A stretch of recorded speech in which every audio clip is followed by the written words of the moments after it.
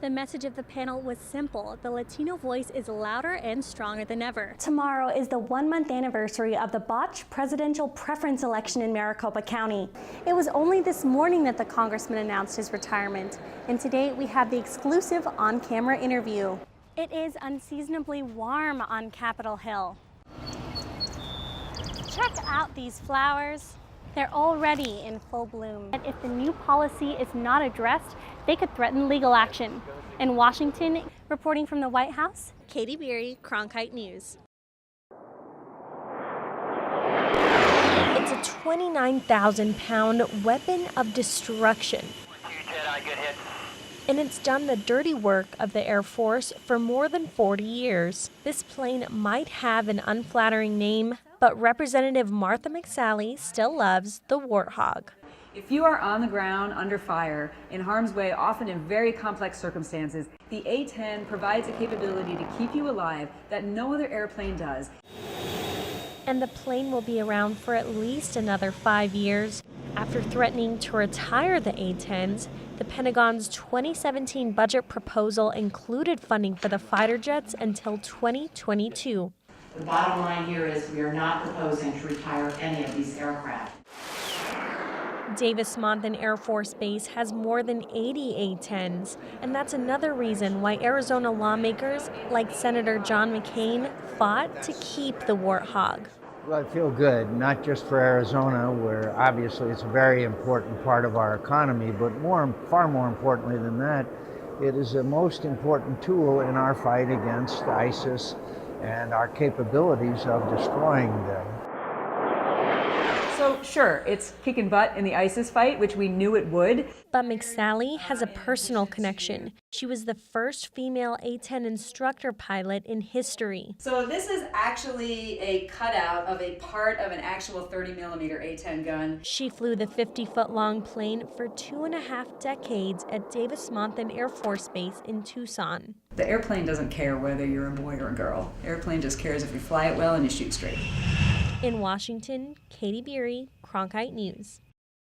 for the most part, Congressman David Schweikert's staff is pretty accommodating. But a couple staffers especially won't give you the back of the hand. Or should I say paw?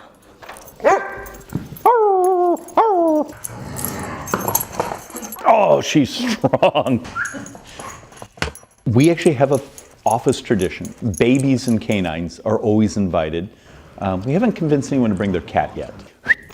Yes, and the chaos continues. It's a policy appreciated by all his staffers. Just the peace of mind that he's not home alone, destroying my apartment. I don't think I've ever left her at home. And yes, Congress might have a pack mentality, but Schweikert welcomes dogs from both sides of the aisle. I know my dog at home is a Democrat because he expects me to clean up after him, he expects me to feed him. And visitors leave the office with a tale to tell. It was kind of a nice surge of happiness to be able to come in and actually see an animal in the office, a congressman's office. It was just a nice kind of welcoming environment. It makes you feel more comfortable coming in. So besides some minor work annoyances, We have probably 20 of these around the office. it's all worth it. Was it Harry Truman who said if you want a friend in Washington, D.C., get a dog?